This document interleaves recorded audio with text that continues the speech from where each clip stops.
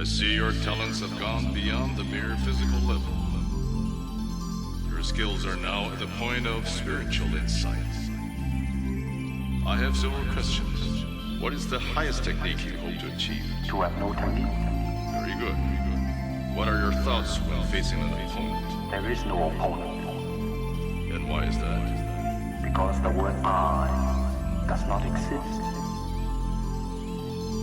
A good martial artist does not become tense but ready. Not thinking yet, not doing. Ready for whatever may come. When the opponent expands, I contract. And when he contracts, I expand.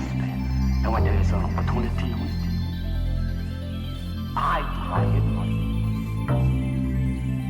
It hits all by itself.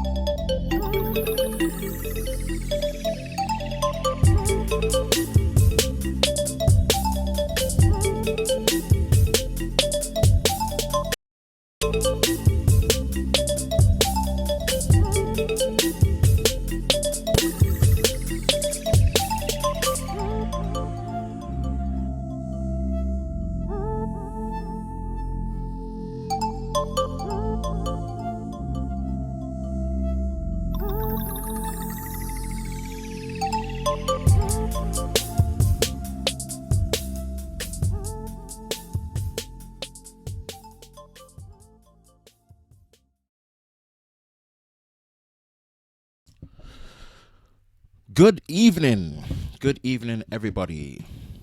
Sounds good. Sounds are good. What's good, everybody? Hope everyone is well and good. Let me pop the earphones on. Make sure that the audio is coming in nice and clean and hot. And as you know, it is Sunday night's Tech and Chill Show Unplugged. Your host, Ben, from the Lover of Tech channel. Hope everyone is doing well. Weekly roundup show in the best quality possible. The latest mobile tech. No. What happened? Come on. It just failed me. Just failed me. Why? I think we're back. Sorry about the pause.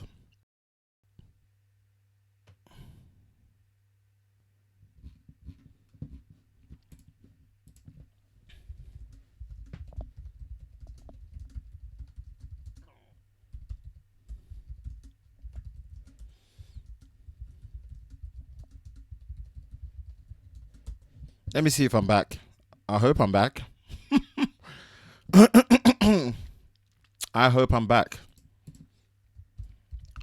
I hope it's now starting to behave itself. Tech and Mike is in here as well.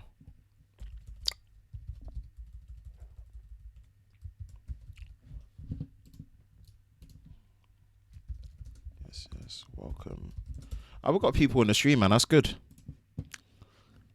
Nah, it's not the res. The res is fine. It's just sometimes the internet and the Wi-Fi just bugs out.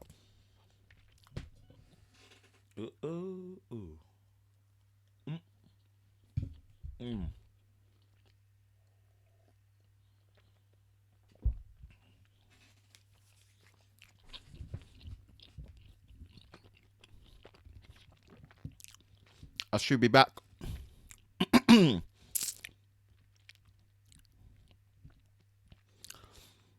All right, cool. Again, welcome to Sunday night's Tech and Chill live stream show. I'm your host, Ben, from the Lover of Tech channel. Hope you guys have had a great week. Hope you guys are good. Your weekly roundup show for all things mobile tech related and cameras. And this week has been Virtual Mobile World Congress. As you guys know, Mobile World Congress pretty much happens end of December to the first week of March every single year in Barcelona. And yeah, thanks to a certain thing, I don't want to get demonetized, obviously.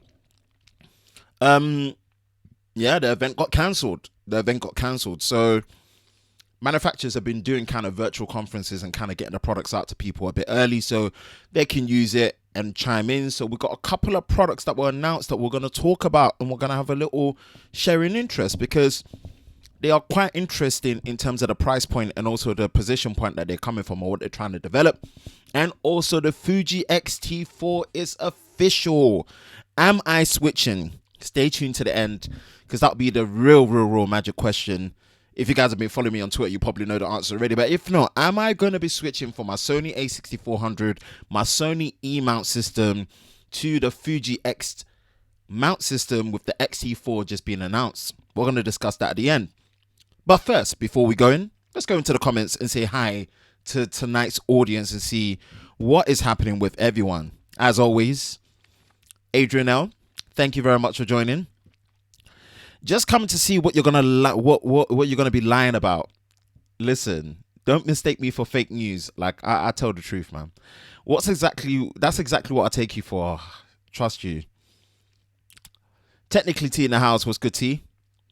Damn, you sound different, Ben. Okay, what makes me sound different? Let me know. Ben got the theatrics going with the starting soon screen. I gotta make it, I gotta make it seem professional, that you don't want to be coming to a potato live stream. You gotta make sure that you've got a landing page, starting soon. You see that it starts in about a minute or two. You hear the intro track. Everything intros nicely. It transitions.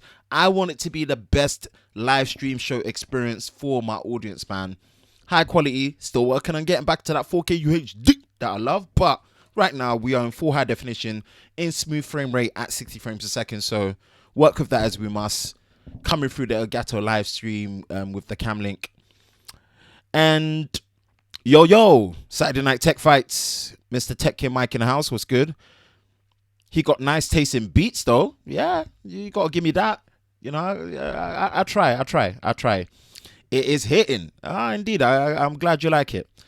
You know what you had during on the tech fight? Of course, I got to wear my undefeated so you guys can remember me undefeated. That's all it is. It's all playing in the games, man. Dress like a cartoon character. Come undefeated, dress undefeated. This is the undefeated outfit, but with no buttons on, shirt underneath, just clap back. Fuji X-T4 in the house, not yet. Camera's not out yet. Hashtag fail, i.e. my internet just likes to play up. You back for now. Let's say we're back permanently. Do they monetize for mentioning the certain thing that stopped? Yeah. You are welcome. LOL. Dave West Media in the house. What's good? Welcome. Ben got some blue on you. Blue? Is there blue on me? Is there blue? No. I don't believe so. So yes, we've kind of pretty much rounded through. Victory mug.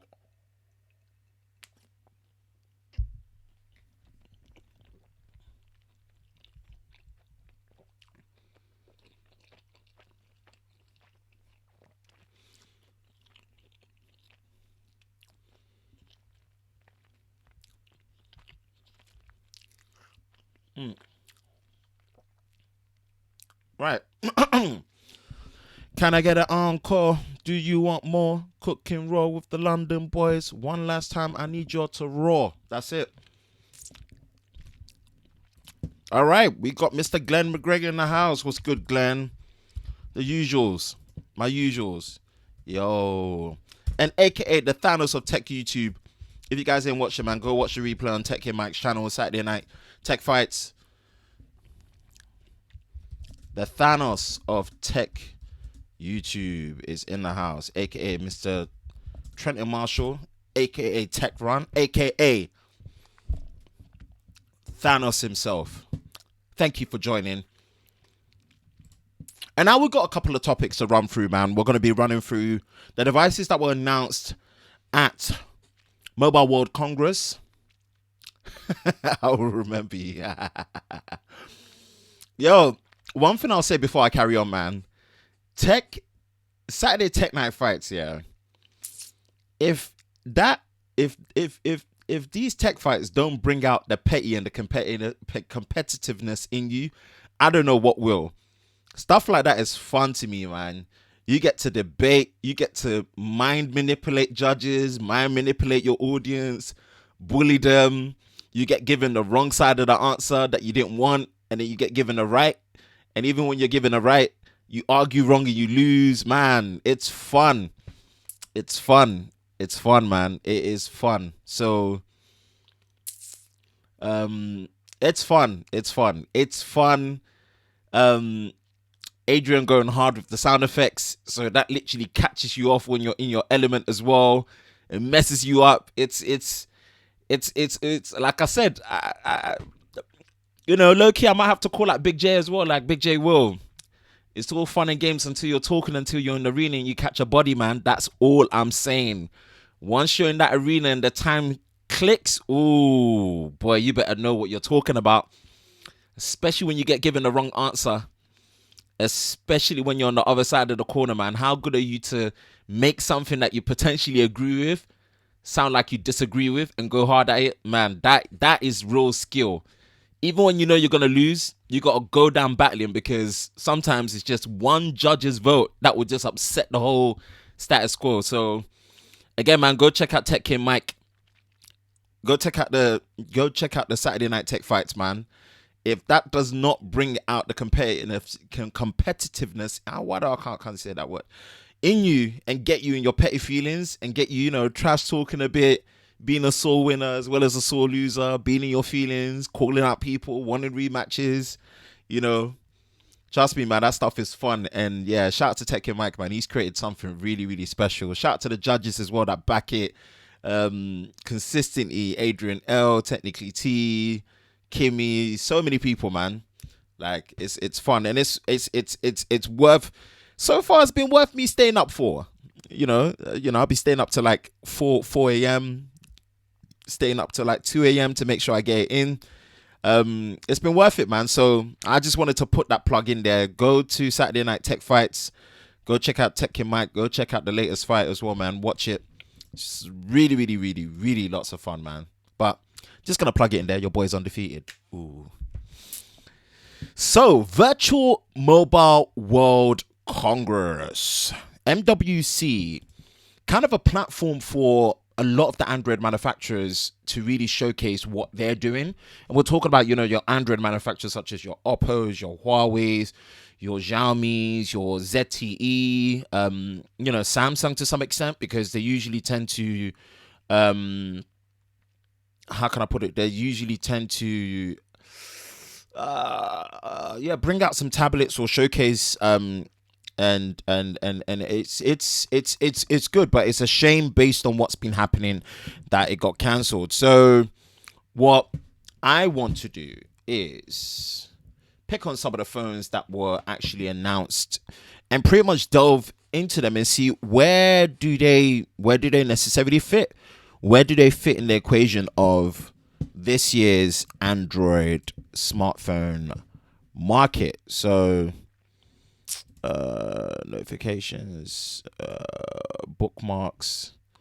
Where am I going to be starting? So, where am I going to be starting? What phone are we going to be starting with?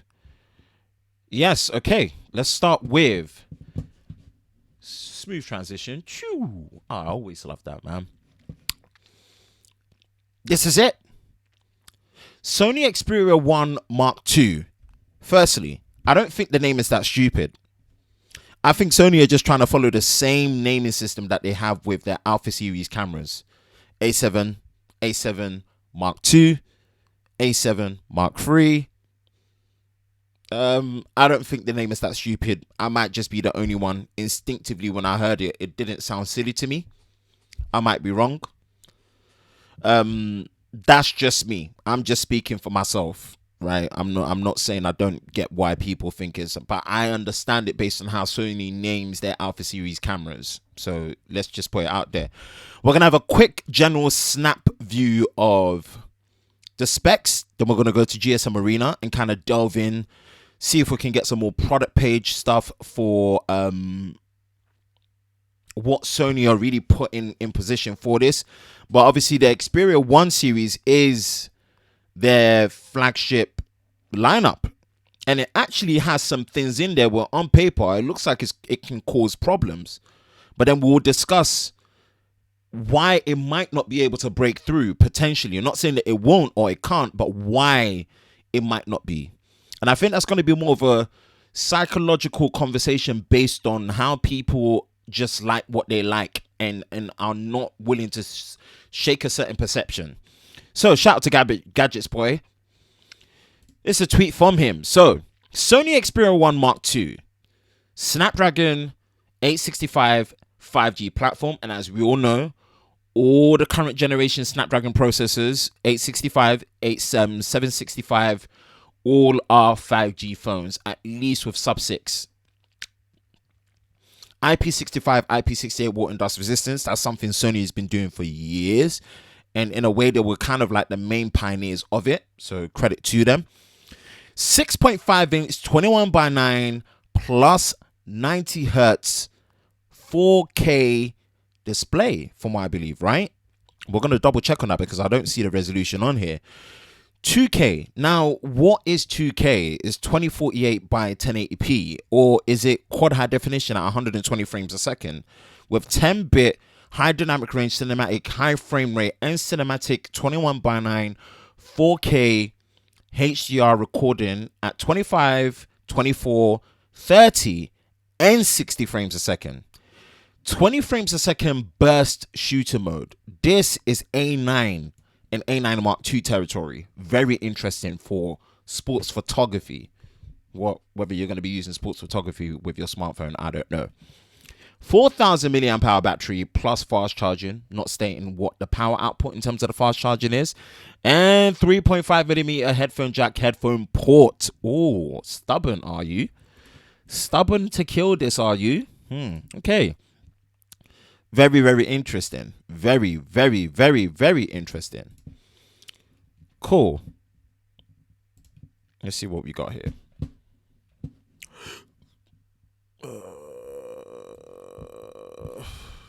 Right, we got a Phone Arena article, but what I'm going to do, go to GSM Arena. Oh, no. Sony Xperia 1, 2. Okay, let's break it down.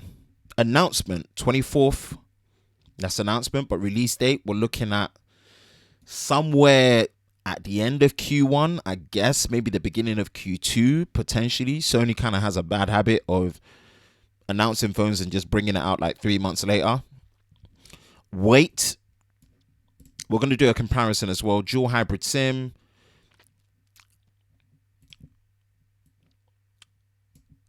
And this is it. This is a 4K panel based on the 21:9 aspect ratio, but they've proportioned it more on the vertical side to have less pixels so that horizontal can have more pixels. So it is correct. It is 4K, but it's not the 4K based on a 16:9 aspect ratio that we're used to seeing where it says 2160p. It's proportioned differently based on this aspect ratio, where the vertical resolution, the 9. So if you do quick maths, how it basically works is like this. If people don't know how to calculate resolution to aspect ratio, so what you do is 3048 divided by 21, and then you times it by 9. That's what gives you that 1644 resolution. You see, so they could have done it this way, where it was a 2160p divided by 9, and then times it by 21. What that would have meant was the horizontal pixels would have had to have been 5040. You see, so then it would have been a 5040 by 2160. Now, having the horizontal pixels that much will make the panel a lot more expensive from what I believe, and it's just going to be much harder to drive, meaning you're looking at a 10.8 8 megapixel resolution versus, this is the inner nerd in me that likes to calculate this face, versus effectively what is a 6.3 megapixel resolution, but it still falls under the 4K resolution of 21:9. You're saving 4 million pixels ish, give or take, to still fall under that. So if anyone's wondering why it's not 2160p and it's something that intrigued you and why the resolution is 1644 by 3840, this is it. If you didn't know how to calculate, just to kind of defend Sony for a little bit, right? Cool. Corner Gorilla Glass 6, standard affairs. HDBT 2020, DCI P3 color space, standard affairs in terms of the color space. Android 10, standard affairs. 7nm plus second generation 865, standard affairs. Micro SD, minimum storage, internal 256 gigs. Well done. Well done. If you're going to have one SKU, make it 256. Add a memory card. Great. 8 gigabytes of RAM. Great. We don't know what the type of storage is using. Now, quad camera setup. Oh, no. Quad camera setup. Very consistent in terms of the resolution, which is great. Main camera sensor, f1.7 aperture, 24mm wide full frame equivalent. And it's a 1/1.7 inch sensor. Pretty much the same sensor size as what you would find on the S20 Plus. Potentially slightly bigger, because this has a 1/1.7, whereas that has a 1/1.76. More closer and akin to 1/1.8 inch, which is still bigger than the previous 1/2.55 inch camera sensor. So this is a good sign on a hardware level. Dual pixel phase detection autofocus, very interesting, with optical image stabilization for the main camera sensor. Telephoto, very small sensor, but kind of expected because you have a narrower field of view. It's a 1/3.4 inch sensor. It is very tiny in that sense. 70mm telephoto full equivalent. So let me bring out my calculator again. This is my inner nerd. 70 divided by 24. So it's effectively a 3x zoom. It's a 2.9x zoom, but let's round it up and say it's a 3x zoom with optical image stabilization, as is stated here. 1.0 pixel size in terms of the micrometers, and it has optical image stabilization. Great. The ultra wide sensor is actually bigger than the telephoto sensor, which is interesting. This is the same size as what you would find on the S20 series, which is good. 12 megapixels, f2.2 aperture, great. 60mm ultra wide full frame field of view with dual pixel autofocus, and it also does use electronic image stabilization for what we've been told. And the last one is, again, kind of standard affairs, but it is an advanced camera sensor to have. It's a 3D time of flight depth sensor, VGA, which is obviously meant to help with depth calculation when you're looking at it from portrait mode shots. So you can get like true bokeh and edge detection, even in weird situations where there's a gap here.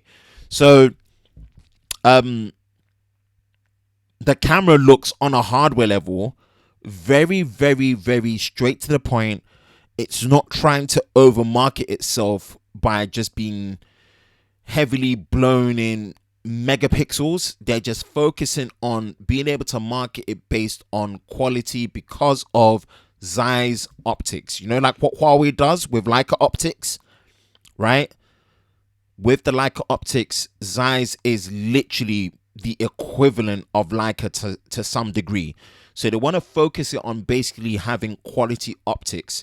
And this is very interesting because this is what I was talking about in terms of, you know, peak smartphone camera, where there's elements where if you don't fall under the trap of having to over juggernaut mega advertise yourself, you can focus on actually the quality of the experience being a very, very, very focal point of what needs to be done.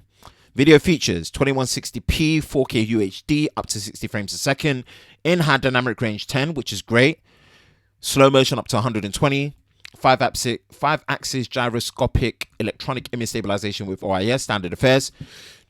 The front-facing camera looks very interesting because it is fairly wide. It's 8 megapixels, 2.0 for the aperture. It's a 1/4 inch sensor because it's small. And again, comparing it to bigger sensor sizes that you're getting here, selfie cameras take a hit in that sense. Pixel size is decent, 1.12 micron pixel sizes. HDR standard affairs. Nothing special when it comes to video because it's only pushing out 1080p 30 frames a second. I would have loved to see something better, honestly. Stereo speakers. Hooray! 24-bit DAC audio internally. 3.5 still alive. Bluetooth 5.1. On-the-go cable, OTG, fingerprint side mounted, which is something that Sony's been using for a while. 4,000 milliamp hour battery. Now, you can say that for a 6.5 inch display, total display area and the dimensions of the phone, this is kind of impressive. I think this is probably potentially the biggest battery that they could have fitted in based on this candy bar 21:9 aspect ratio design and the dimensions of the phone. What you've got to remember is it's more the dimensions of the phone that permit battery size increase. It's not necessarily the display size based on the aspect ratio, but it's more the dimensions of the phone and what it permits in terms of the space that you have to put in a bigger battery. And they've put in a bigger battery. I believe the previous Xperia 1, which we'll do a comparison. We've got a bit of time today before we share in terms of their opinions and stuff. Let's compare it to the previous Xperia 1 2. Okay, where's the battery? So if you look at the battery capacity, right, that's a big increase. That is a massive increase, all things considered. You've got wireless charging, which is great. Fast charging, I guess, is still going to be using 18 watts because he's using power delivery 2.0 standard. If we look at the dimensions of the phone have actually gotten more compact. If you look here and see, the dimensions of the phone have got more compact. So actually, this is a more comfortable device to hold and use. And based on that profiling, they've actually made a bigger battery. So if you look at the dimensions, this is a much more sleeker, yes, ever so slightly heavier, but probably would potentially, I'm hoping, with better weight distribution, and you've got a bigger battery in there. So again, that's good in terms of the battery capacity efficiency that they've been able to improve on there. Now, I don't know when this is coming out. This is priced, within the flagship arena of 1,000. Is it worth that price? I do believe that the display is also high refresh. So I don't know if someone can help me in the comments and actually, clarify on that. Let's look at the display. So it says Sony sticks to a 4K resolution with this one. 6.5 inches, slightly at 21.5:9 aspect ratio. It's still using organic LED panel. Great. Supports HDR video. But you might be disappointed to learn that there's no support for 90 Hz or 120. Okay. This is what I wanted to get clarity on. Again, I'm going to engage in the comments very soon. Instead, Sony have leverage a motion blur reduction technology to make movements look sharp and clean. Sony says the result is equivalent to 90 Hz refresh. We'll have to wait and see. And I do agree. That's very interesting. It still comes with creator mode on board. Yada, yada, yada. Vibrant colors. Natural camera. When we're looking at the camera, time of flight, again, went through the hardware. Zeiss optics with Zeiss T-coating for reduced reflections and better contrast, obviously. Sony's very proud of the autofocus and the auto exposure. Stated with autofocus and auto exposure measurement 60 times per second, 20 frames a second burst.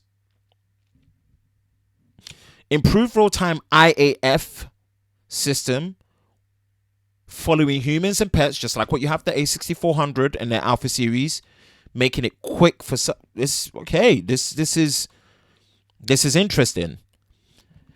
they need to specify 2K. Are we looking at quad high definition, or is this just high resolution 2K 1080p? There is no support for 8K. Ooh, okay. We're missing out so much there.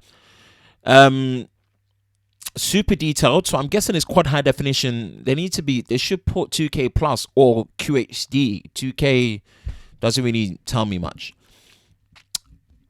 Hardware and audio, went through that. Cool. Right, let's switch back. I think this is interesting, and I really do want to try this phone. I want to try this phone based on the 21:9 aspect ratio. I mean, I remember when I saw the Xperia 10, I genuinely liked the form factor for some reason. I felt like, you know what, manufacturers are dancing around that resolution and that how can I put it, that aspect ratio, and Sony just thought, well, we're just gonna own it and boss it. 21:9. Everyone's like 19:9, 19.5:9, 20:9, 20.5:9. You know, they just said, nah, 21:9. We're just gonna go there and stick it. And I appreciate them sticking to their guns, because I actually like that aspect ratio. Personally, I actually like that aspect ratio, because I like the 20:9 aspect ratio a lot on a OnePlus 7T. So I know something with a 6-inch to 6.5-inch display with that 21:9 aspect ratio is something that I think will be fairly enjoyable and more enjoyable to use. So I want to try it for that reason. I want to try it for also the display. I'm very, very particular on my display experience. Very, very. So I value high refresh rate. I value using OLED. I value high pixel density and good clarity. So this is something where I feel like they've got a very interesting balance. I feel like, obviously, with the resolution of it roughly been around 6.3 megapixels, still being 4K UHD at the 21:9 aspect ratio, I don't know if there was any more power room there to actually have a true 90 hertz or 120 hertz display. So I think this is maybe just a nice middle ground. And I'm more intrigued to find out what is the difference really in terms of this, you know, motion blur reduction technology. I really want to see, like, is it enough for it to look as responsive as 90 hertz at least? Because if so, you know, potentially they probably have one of, if not the best display on a smartphone, potentially. Which I think that's an accolade that Sony should be considered for, if you're just looking impartially and not looking at Sony as Sony Mobile. Because Sony in a very, very weird position. They are a big company, very successful company, doing very well. They are the main camera sensor provider for a lot of manufacturers, even Nikon, even Panasonic.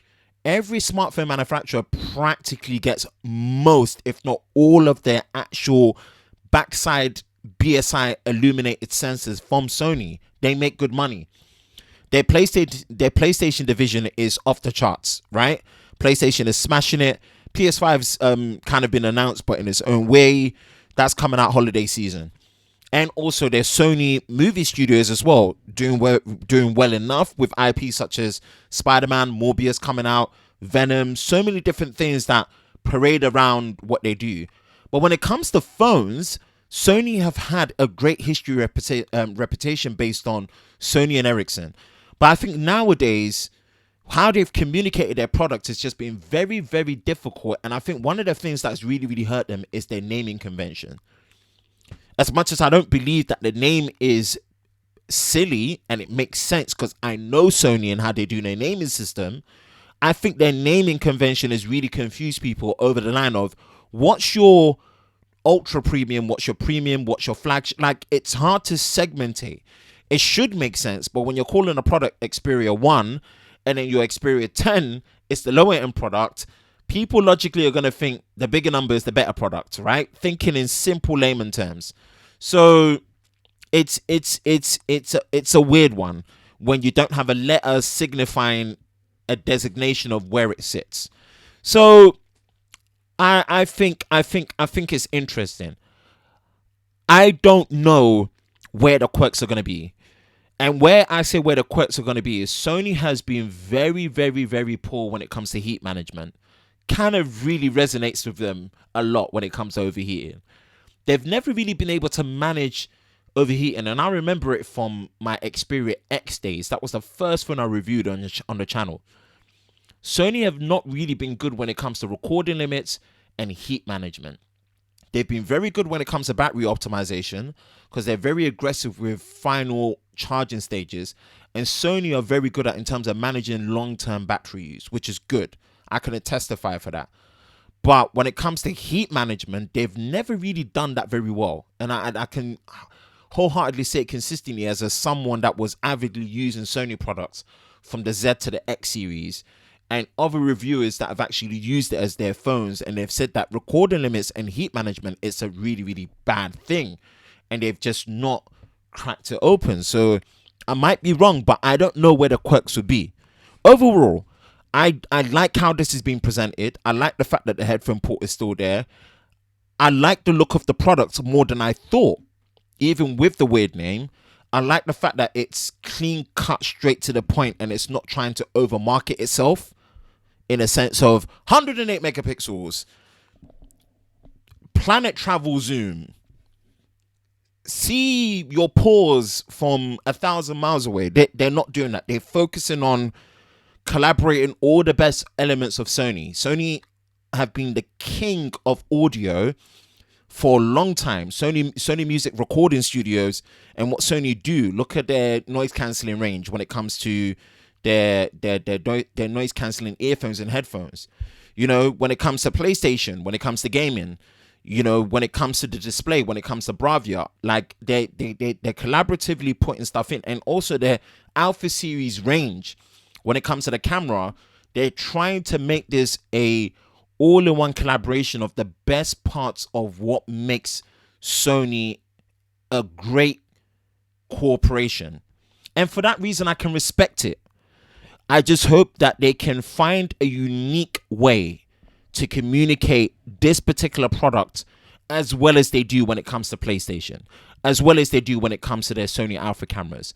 You know, I just hope, and as well as their audio, I just hope that they find, and it's not necessarily about pouring lots of money into advertising. They just need to find that unique way where they can communicate this product to be competitive and to be considered a worthwhile option, just like how people see Samsung or Apple or Huawei, because Huawei were never in this position before, but they found their own unique way to communicate themselves for them to stand out, as well as obviously make great products. This on paper seems like a great product. Let me know what you guys think. This is the Xperia 1 Mark II. Wow, you guys have been active. I was just seeing you lot get so hella active in there, which is good. Which is good. Raw, like, nah, I have to scroll back. You guys were really, really going to town today.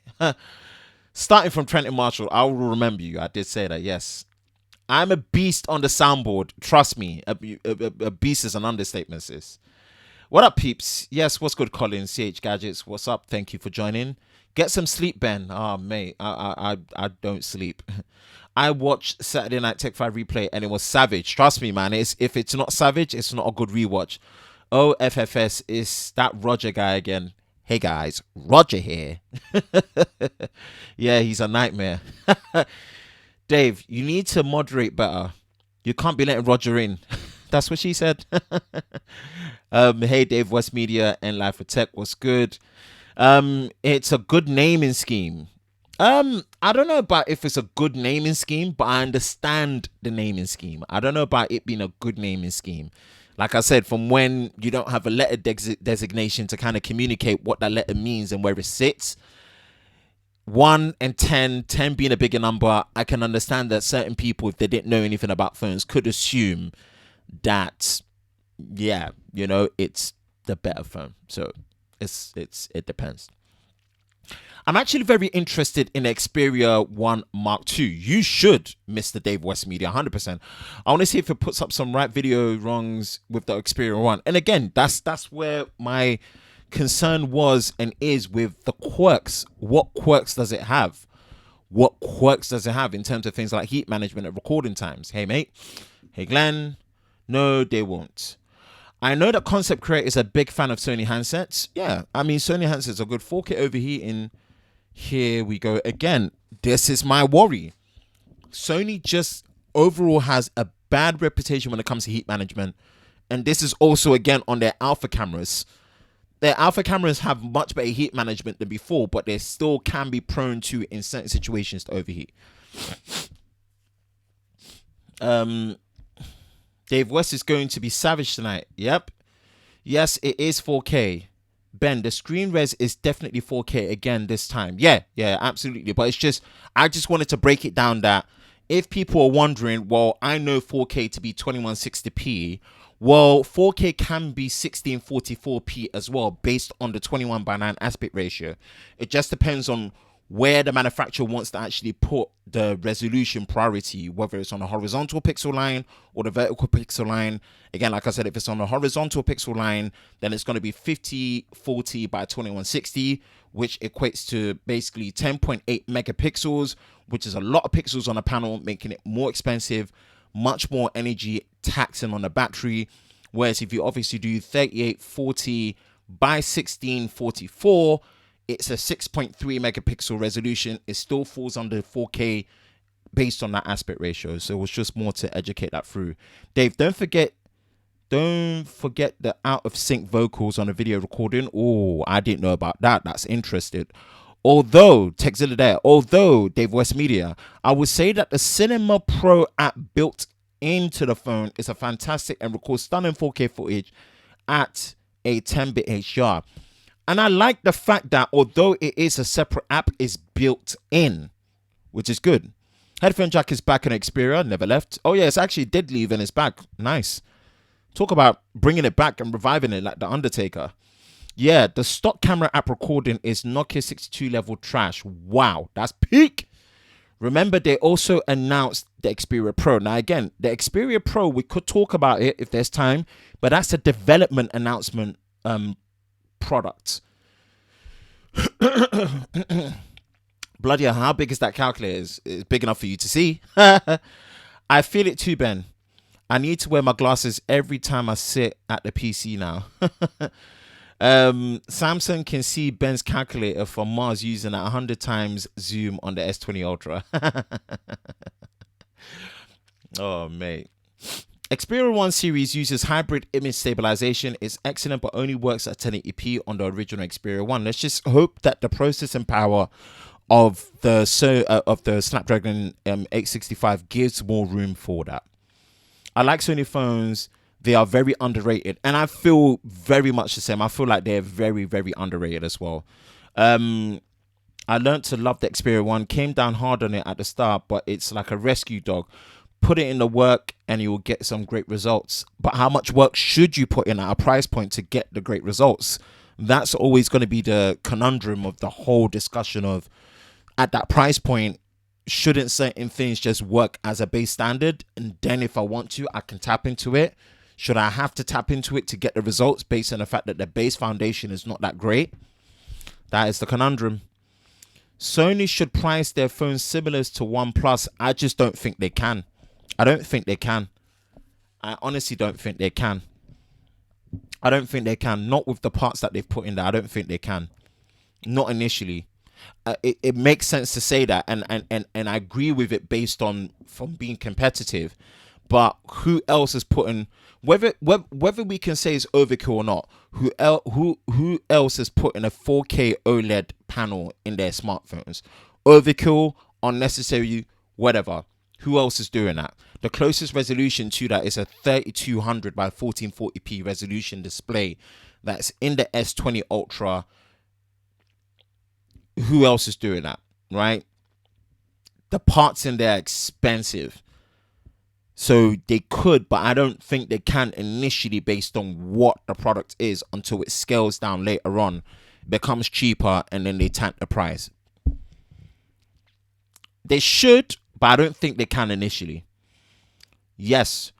Trouble with Sony phones. They are always flying under the radar. Great devices, but no advertising. I don't know anyone that thinks Sony makes phones, let alone anyone that buys them. And exactly so. And this is what I mean about finding your unique place to be able to advertise and communicate your product so people know that it's a viable competitive option. And that's what companies like OnePlus do well. It's not about the marketing amount in terms of the money, but finding a unique way and a unique presence of marketing and communicating the product where you can get the buy-in and you can get that cult following. And they have this on PlayStation.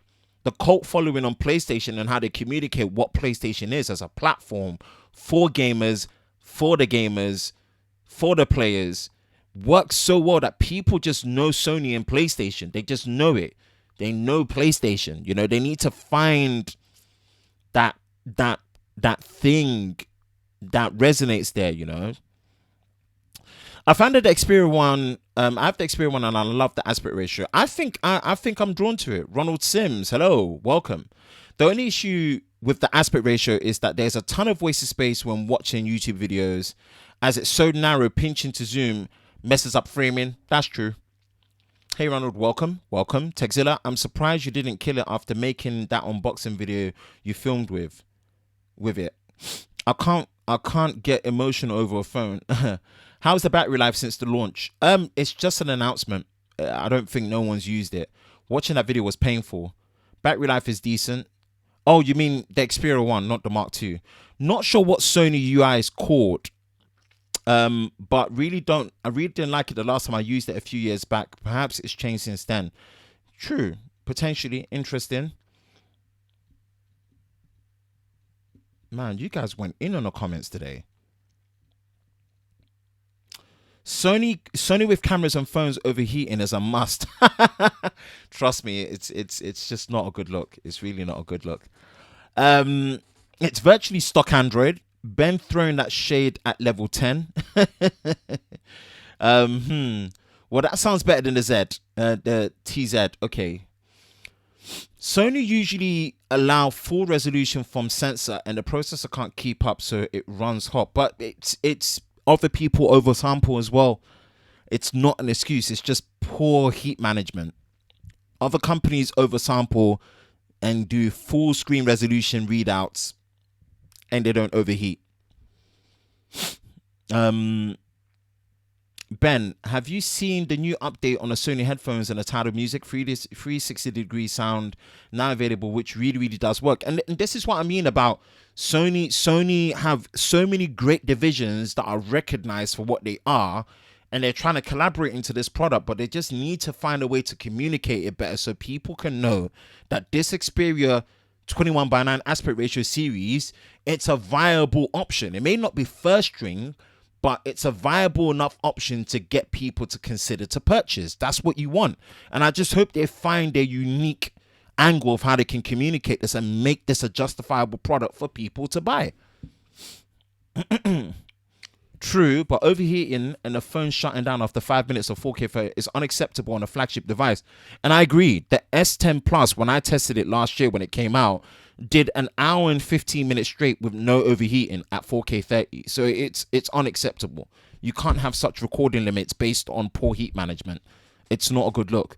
Sony needs to cater to their niche audience as well. Samsung and Apple already win in all-in-one smartphone for everyone. I totally agree. I like the word quirk. Can you quirk it? Texzilla. My only issue with the 360 audio is the mastering of the tracks isn't powerful enough to really do it justice. The effect is really superb though. Tidal is lossless. Also, anyone here has no one has the S20 Ultra.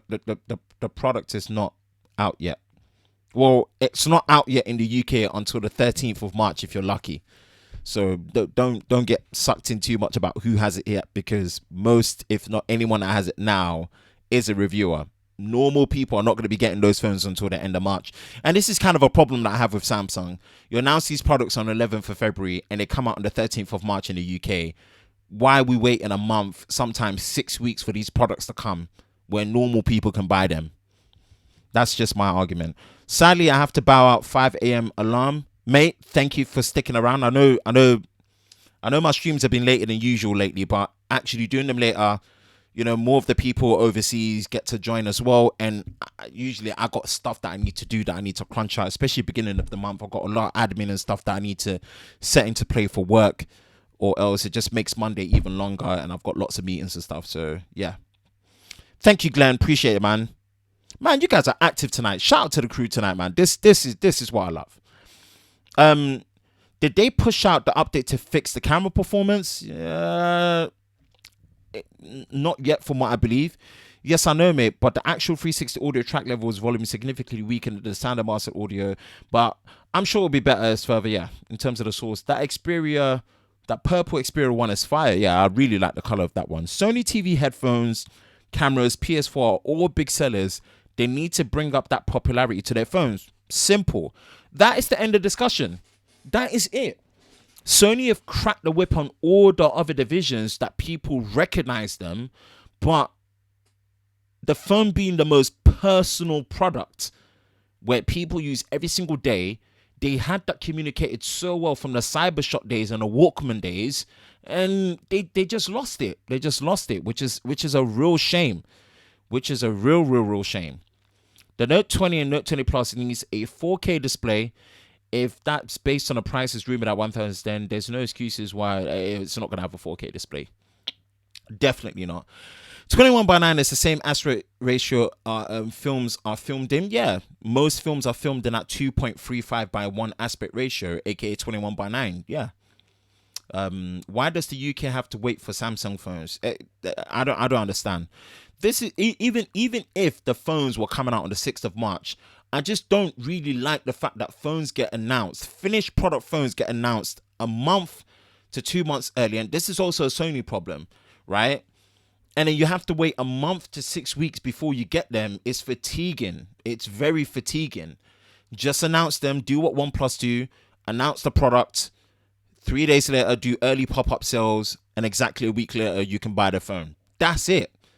That's it. Announce the product within the week that you know people can buy them. That's it. Simple as. Call it a day. This whole who pre-orders for a month. And the whole notion of why they do that is this. It's just a basic logic where they look at Apple. Hey, Apple does pre-orders for a week, 2 weeks. If we do a pre-orders for double the time, we'll get more pre-orders. It's a dumb logic. It doesn't work that way. It just does not work that way. So, Texilla, but not all. Still think 21:9 aspect ratio on a phone is odd one, as there's not a huge amount of content which will be formatted correctly to fill the display. I still love the aspect ratio. It's not that far off 20:9. 20:9 doesn't have that much. And I think it's probably a bit more comfortable and it's more unique. You know, it makes it more sleek. This is an LG problem too. And thank you for queuing in the next phone that we're going to be talking about, which is what? The LG V60. Thank you. Man, there's so many phones. I don't think I can get through all the phones tonight. Just this one phone has taken an hour to talk about, which has been great because you guys have been engaged in. Thank you. Which companies release products fastest after keynote? OnePlus and Apple. OnePlus, look at every announcement for a OnePlus device. They announce it and you can buy it a week later. They announce it and you can buy it 3 days later on an early pop-up. They announce it and a week later. OnePlus, Apple are the same. They announce it. Tops, they will do pre-order for 2 weeks. But now, they announce it. A week later, you buy the phone. So, off-head, OnePlus and Apple are probably the quickest when it comes to announcement to release, which is great. Hey, everyone. Tech Lover Mama. Appreciate you coming through. At least it's not as bad as LG. An answer phone April 2020 available. And this is the problem. This is the problem. This is the problem indeed. Let me pull this up. Board at work. Boom. Quick slow transition. Let's go in here. I think this product is very, very, very interesting. I think this product is very interesting. So, LG. Oh, yeah, LG. Let me see if I can figure out the aspect ratio, the actual aspect ratio. Big calculator come up. How would I calculate this? So, 1080 divided by 9. Then...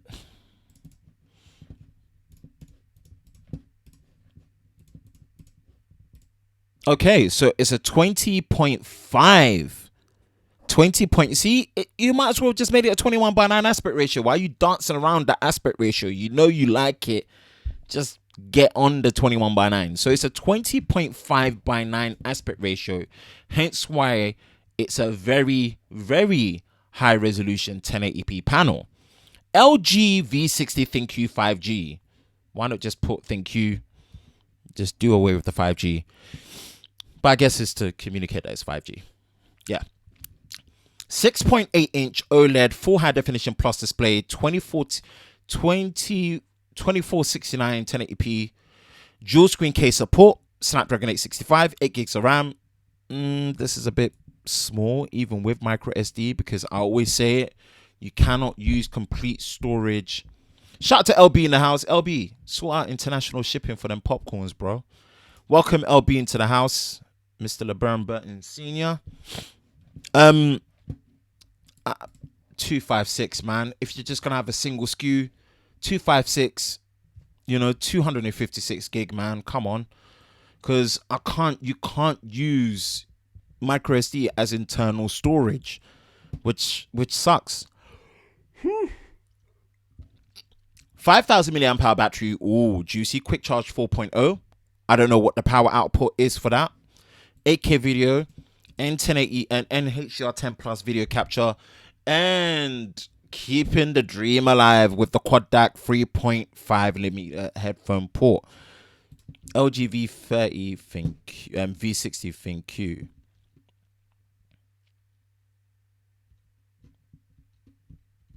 Cool. Right. GSM Arena. Bang. Let's go. So, LG V60 ThinQ. Right, let's break it down. So, initial downside that I've seen already is that it's a 1080p display and it doesn't have any form of high refresh rate option in there, which is, I think that's just like mid-level stuff now, personally. Not to have a high resolution option as well as high refresh rate in any capacity. Does it mean that the display is not going to be good? No, obviously. It's perception, isn't it? It's perception based on perception is everything. You're playing in the Android arena, that flagship arena. You got to come with heat. Companies are bringing out big guns for the display, and this seems kind of, below Pixel 2 XL level. Maybe not in terms of reliability and quality, but perception. So the display can feel like meh.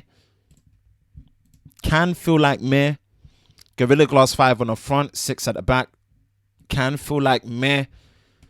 Is it going to be meh in real life? I don't think so, but it can feel like meh, if you get what I mean.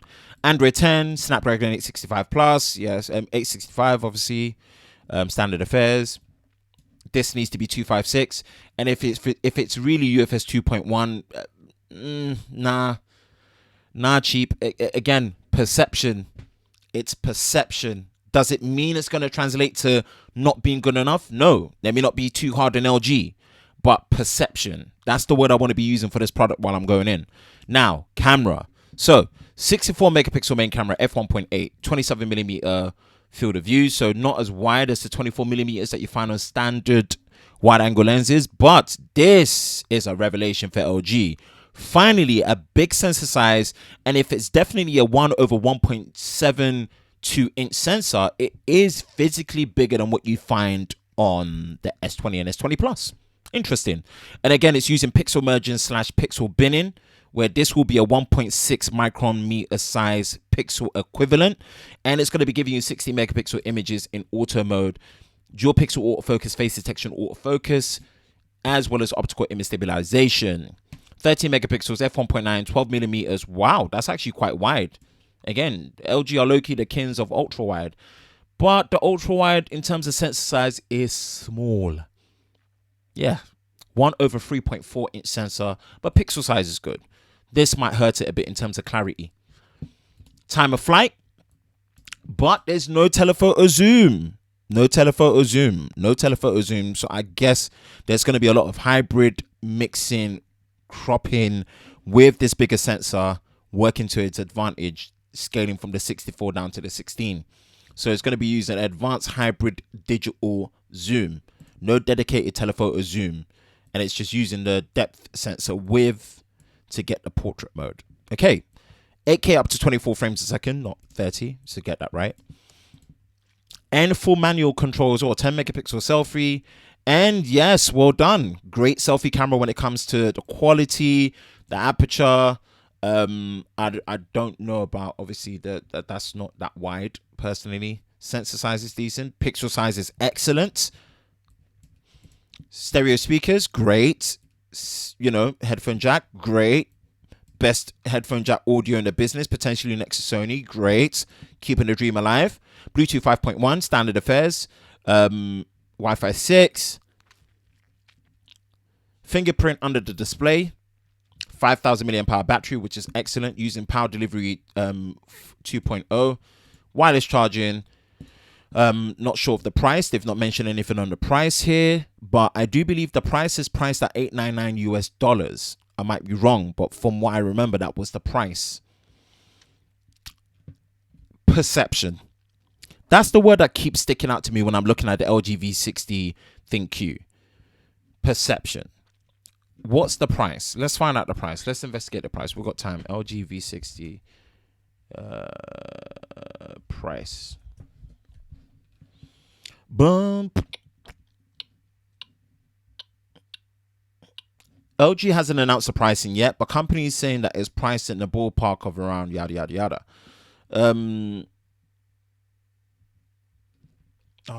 What's the sticker price?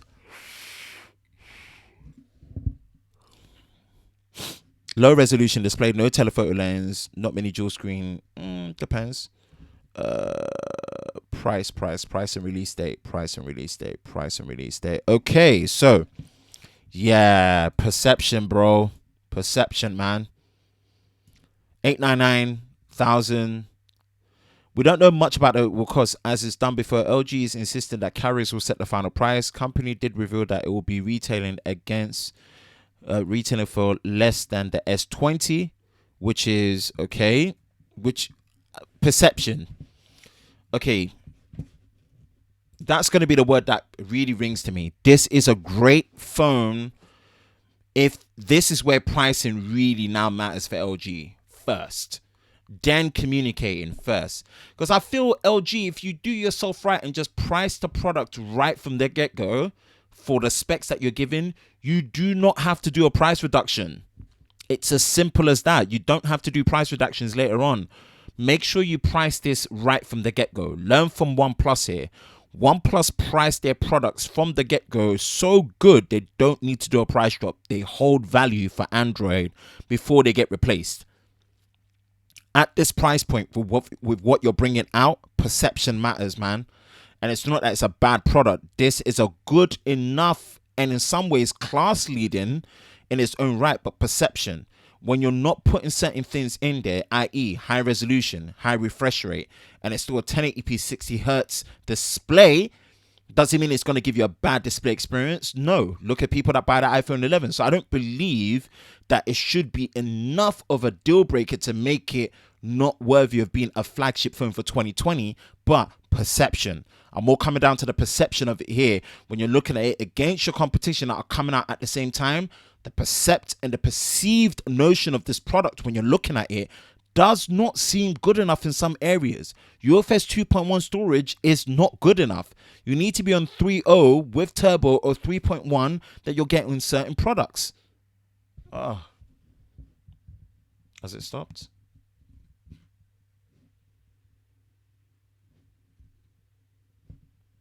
I thought I'd stopped there. I hope I haven't stopped. Yeah. So it's the perception that is the biggest problem now. Price and perception. If you can get this right, LG, and you can actually market yourself in some way, which has been an unfortunate weakness, then there's a chance. But In the UK, remember, like I said, in the UK, the normal S20 with the Exynos 4G model, non-5G, starts at $799 outright with 128 gigabytes of storage and 8 gigabytes of RAM with micro SD card expandability. 5G is $899. You need to price this no more than $750. Personally, UK. 750 UK tops is what you need to be pricing this product at, and then communicate it in much stronger monthly contract sales. Personally, this is where my thoughts are coming on the product. Some are going to say $699.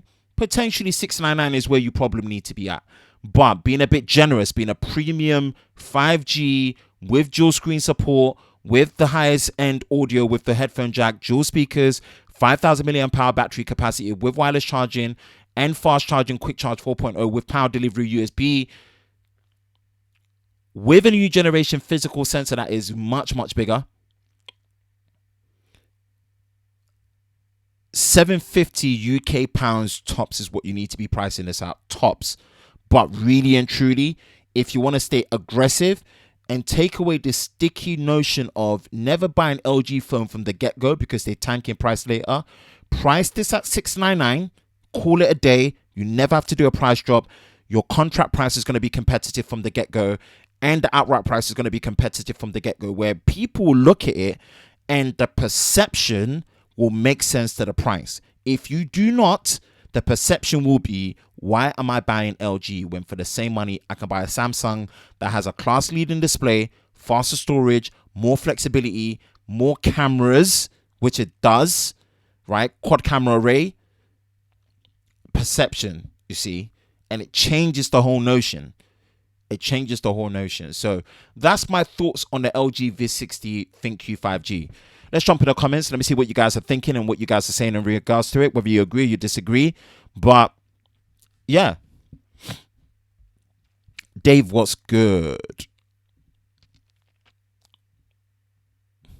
Definitely need to get the V60 in for review. Yeah, man, if you can, definitely, it'd be great. I wouldn't mind the V60, but hardly update their firmware. Again, perception.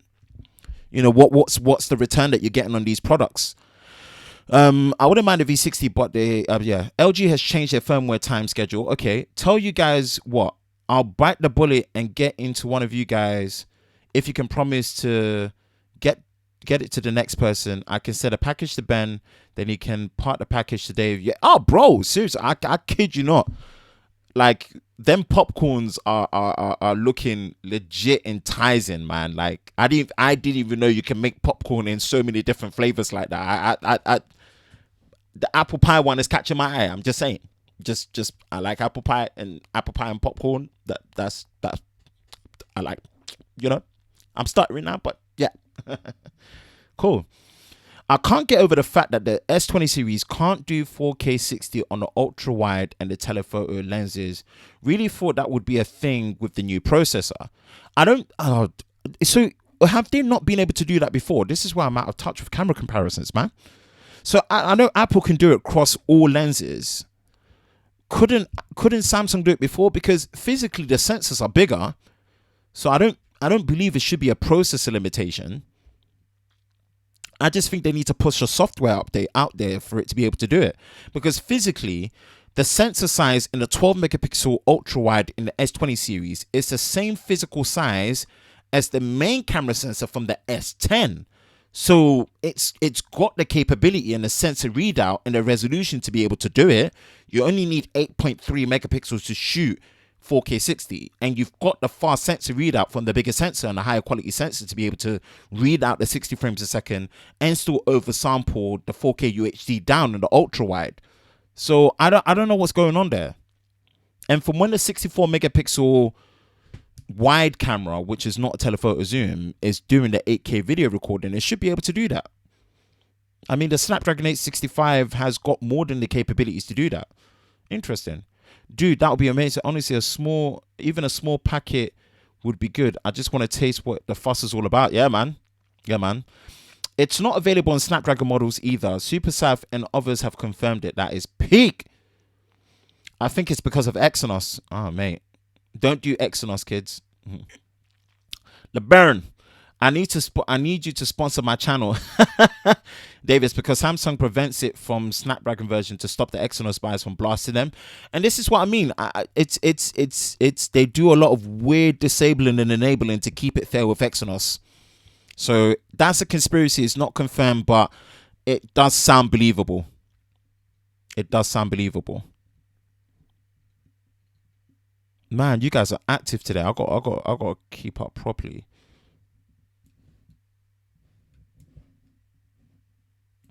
I still believe you and me.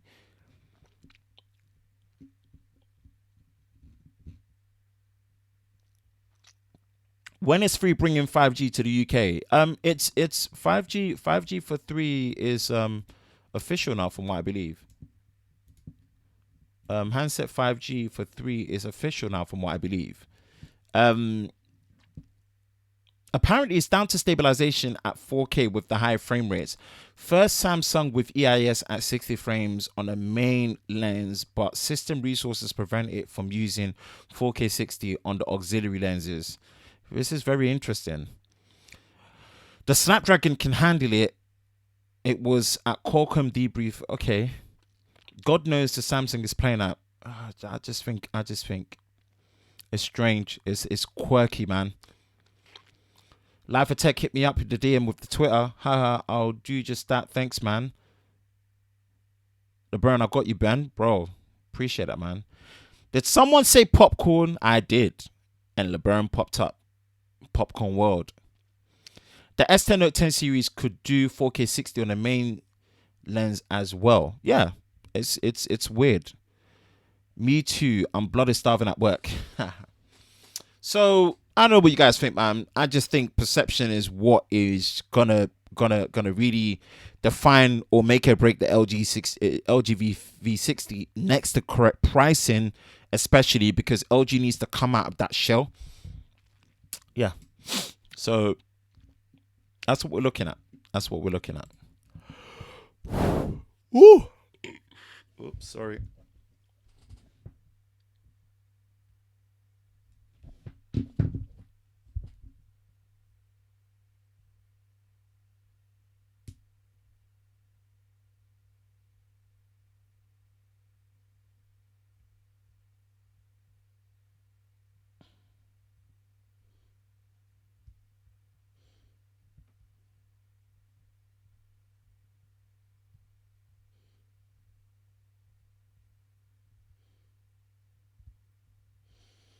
All right, cool.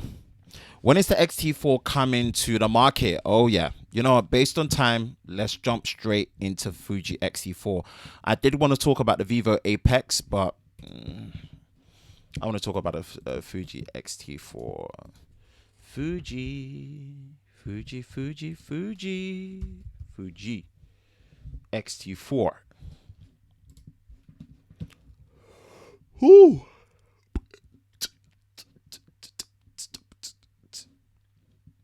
Oh, let's go to Fujifilm's website. Fujifilm.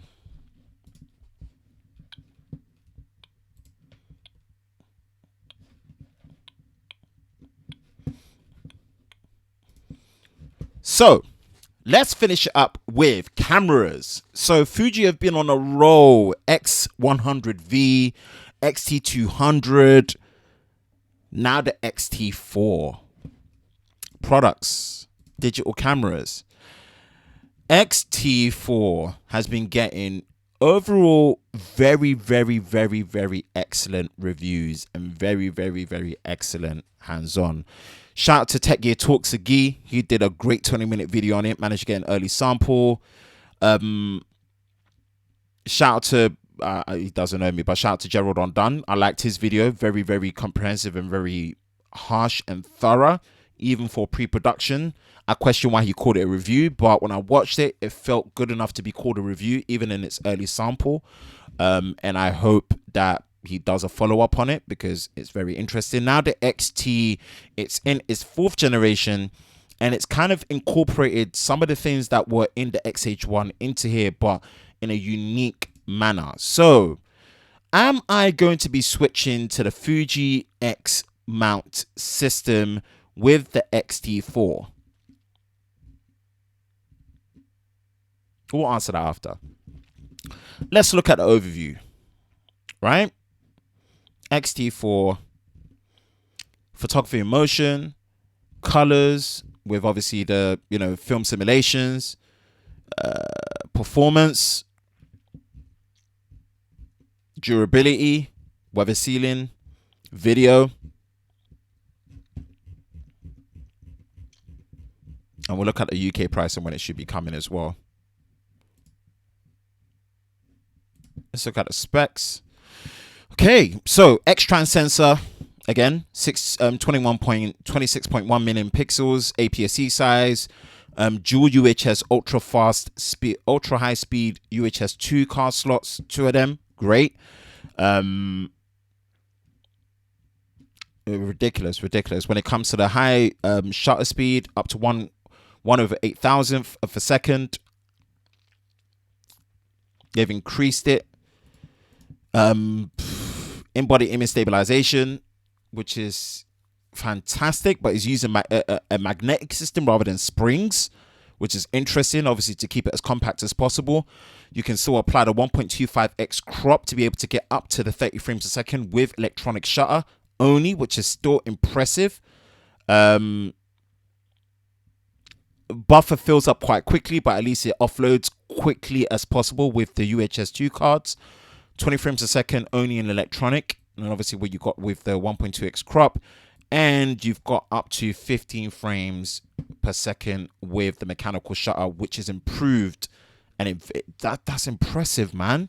For something that is not built for sports photography and it can do that, that's impressive. Video wise, where's video? Oh, this is the one that I want. Video, man. So if I'm going to be very honest, one missed opportunity is not having unlimited recording in the key frame rate shooting modes. Every frame rate up to 30 frames a second should have had an unlimited recording option. So in terms of the video recording option, it is pretty much exactly the same, bar what they've added to the high speed video recording. It does do high frame rate video recording up to 240 frames a second in full high definition, and that is at 200 megabits per second, as you can see here. And again, people might look at the recording limit. Trust me, if you record slow-mo, 3 minutes is more than enough. Trust me, especially when it's at 240 frames a second. And standard affairs, double the time, 120, which is probably the one that you're going to be using more. And again, you've got the great all-eye codec options up to 400 megabits per second. Up to 30 frames a second in 4K UHD. Recording modes can be done in DCI up to 30 frames a second, as well as 4K UHD, which is fantastic. It's 200 megabits per second up to 60 frames a second, which is still great data information. DCI 4K is not available. Okay, great. So it has to be in the HEVC codec. That's fine. We'll continue without interruption with a file size that reaches. Oh, that's bad. Although the movie recorder will continue without interruption, when a file size reaches up, it will be recorded to separate, which this is bad. I hate that. It's using a FAT32 file system. They need to do a firmware update because they fixed that with the Fuji X-T3. I don't know why they brought that back up here. Oh, that's annoying. Fuji, please do a firmware update and fix that, because the FAT32 file fat system is annoying. It breaks it up into 4 gigabyte chunks even when it's doing it. And you can get audio skips. That's annoying. That's actually cheesed me off. They need to do a firmware update to fix that, because they fixed that on the X-T3. That's actually quite annoying. 18 film simulation modes with the new Eterna bleach bypass. And if you've watched the film 300, it looks very much like that. And that is shout to Ted Forbes, the art of photography.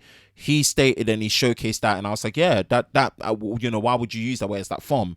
And yeah, people have used it in films like the 300. So this is where things are. Newer battery, which is great, pretty much near 70% or 80% capacity increase from the one before, so you don't need to depend on the battery vertical grip. But I feel like the vertical grip is still worth getting. And it's not because they've done something silly here where obviously the adapter, the headphone port has been taken away. Let me see if there's any images of it. Gallery. I don't know if there's any physical. No.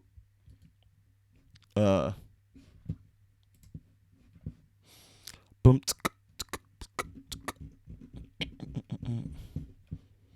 Are you comfortable? There, right there. I'm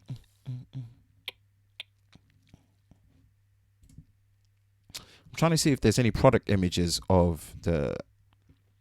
When a groove gets on, ooh, it's on. You need some man tonight.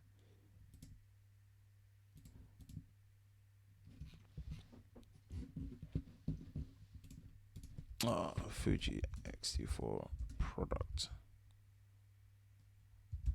images. Hey, come to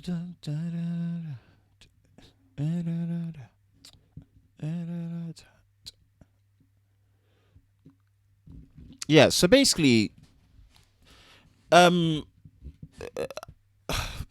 it's annoying, but I kind of like what they've done, that the USB-C port does support audio monitoring as well. It does support up to 45 watt power delivery charging as well, which is great.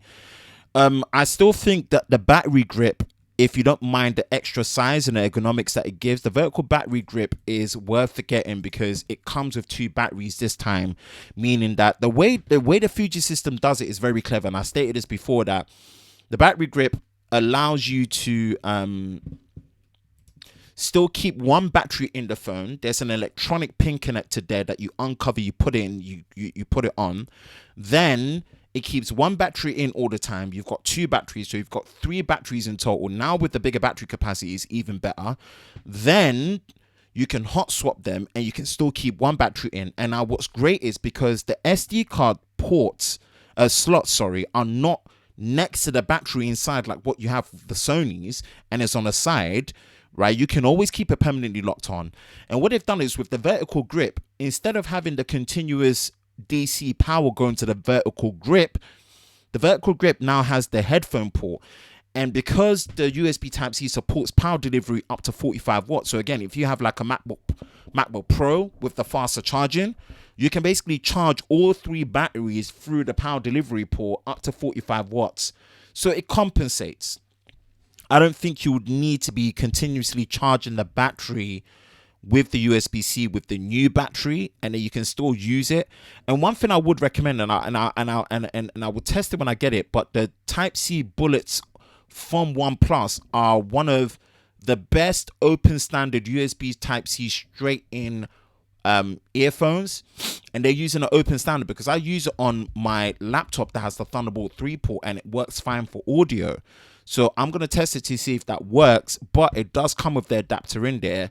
But I would say the best workaround is to get something like the Type-C bullets from OnePlus, about £15, plug straight in. You don't need an audio adapter, so it's not that bad. You can still monitor audio where you don't need to have an external monitor to be able to monitor audio when you're using an XT4. Will I be switching? Yes, I will be switching. And I mean, there was interesting discussions about it, but I think personally, as much as the X-mount lenses, let's look at the X-mount lenses. As much as the X-mount lenses are a bit old school in a sense, in terms of, where they are, personally, I think the native X-mount lenses are great. I think they're great. I think they're usable. I think they'll do the job. I think the autofocus is on par. The only thing that lets it down a bit is more video friendly lenses potentially. So that's just something to consider in a sense. But what Fuji have done with the XT4, a fully vari-angle flipping articulating screen. And again, I prefer the flip up screen on the Sony because it's better for line of sight in terms of obviously looking directly and rather than here. But the vari-angle flip display is much more useful. You can protect the display when it's put away.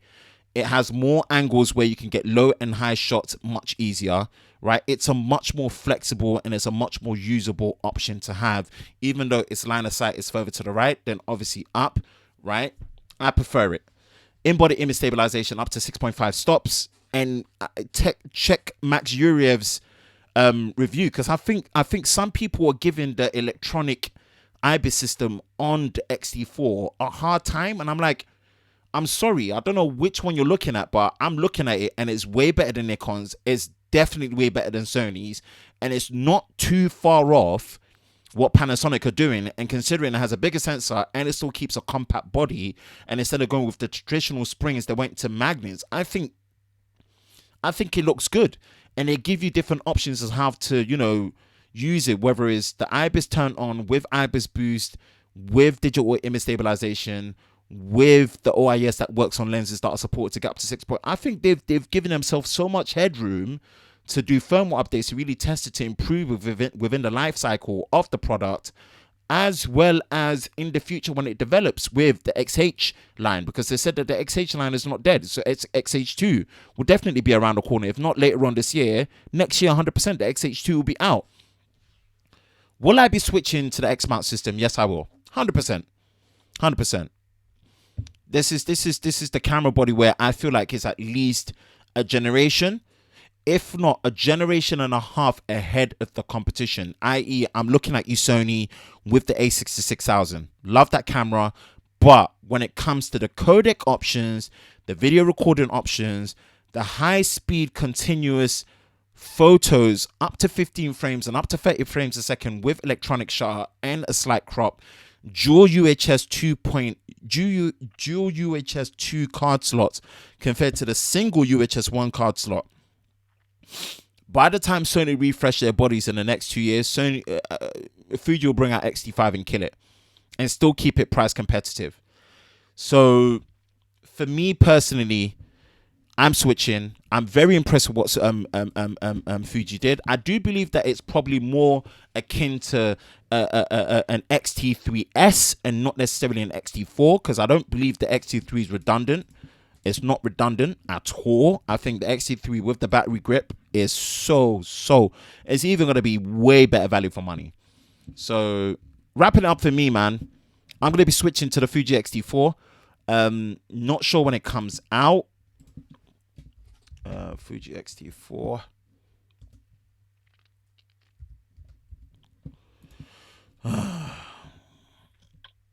Wex.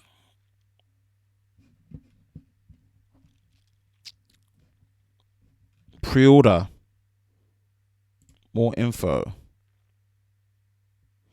Yeah, so they're not really saying when it comes out, but it's just on pre-order. Great price. With lens, you're looking at, with the standard kit lens, you are looking at effectively £1,900 from I believe. Yeah, so great price. Yeah, with the standard kit lens. Yeah, London camera. Yeah, you're looking at there. Yeah.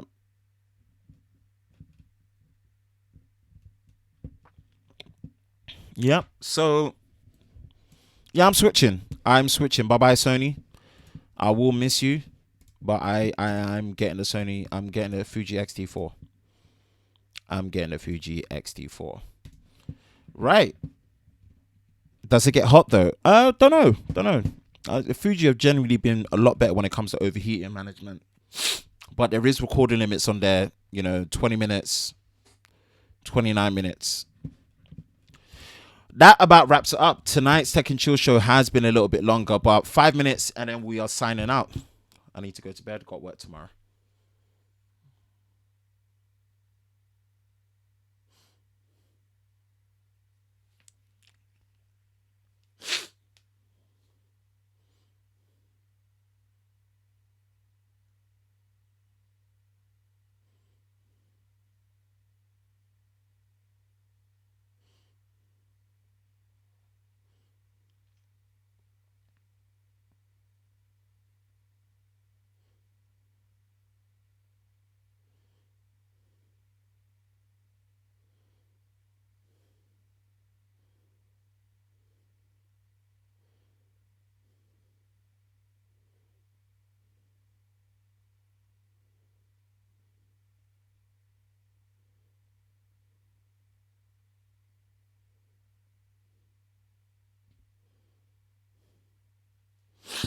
Oh.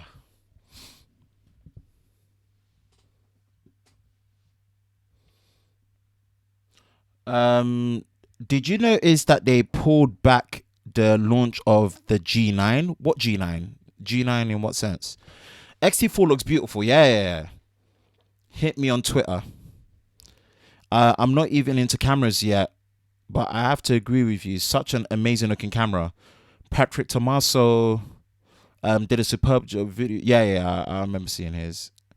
Are like an addiction. Cameras are like an addiction once you get into them. Yeah, it's true. Videos here if you want to take a look later on. Really impressive. Yeah, I saw.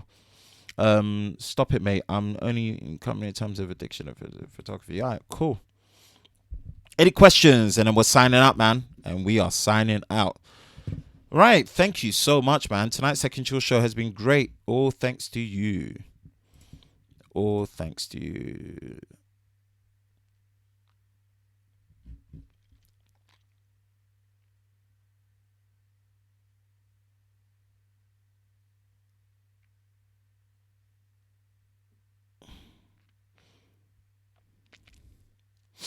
Bum, bum, bum, bum. I'm tired of giving me a... Yeah, well, that's Sony for you, man. That's Sony for you. That was the main reason why I moved away from the 6300 and went to 6400. Should I shoot in vlog? If you've got time to learn how to color grade properly and color correct, then yeah. If not, don't bother.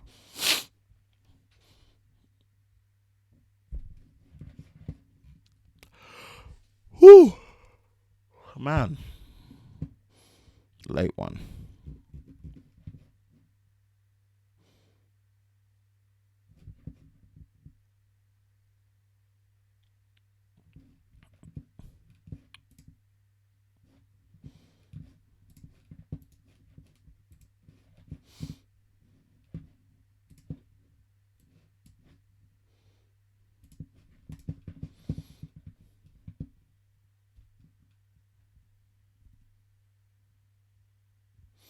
Yep, 6400 solves that problem. I have one. I use one as well, but I'm switching. XT4.